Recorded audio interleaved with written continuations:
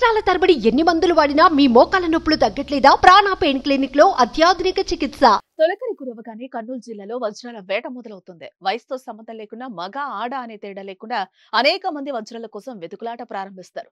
అదృష్టం వరిస్తే రాత్రికి రాత్రే లక్షాధికారి కావచ్చు. తాజాగా ఓ రైతు పంట పండింది. అతడికి ఓ విలువైన వజ్రం దొరికింది. దాని విలువ తెలిస్తే అవాక్కవాల్సిందే.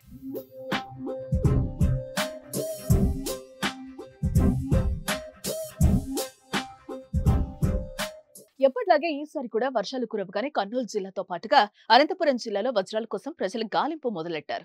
ఇతర ప్రాంతాల నుంచి భారీగా తరలివచ్చి వజ్రాల కోసం వేట కొనసాగిస్తున్నారు. వ్యాపారులు కూడా ఆ దగ్గరలోనే మకాం వేశారు. పొరుగు రాష్ట్రాల నుంచి కూడా వజ్రాల కోసం జనాలు తరలిస్తున్నారు. ఇప్పటి వరకు ఎవరి చేతికి చిక్కని వజ్రం తాజాగా ఓ రైతుకు దొరికింది. కర్నూలు జిల్లాలో హంప గ్రామానికి చెందిన రైతు పొలంలో పనులు చేస్తూ ఉండగా ఈ విలువైన వజ్రం దొరికింది. ఈ విషయం చుట్టుపక్కల వ్యాపారులకు తెలియడంతో అతని ఇంటికి క్యూ కట్టారు. పోటీ పెరగడంతో వేలం పాట నిర్వహించారు.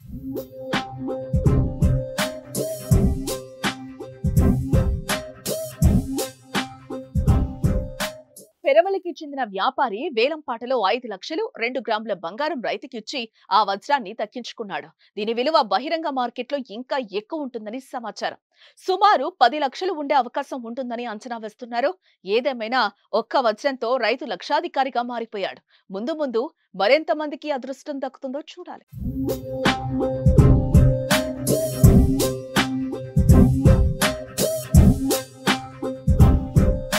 సుమన్ టీవీలో మీ పర్సనల్ అండ్ బిజినెస్ ప్రమోషన్స్ కోసం కింది నెంబర్కి కాంటాక్ట్ చేయండి.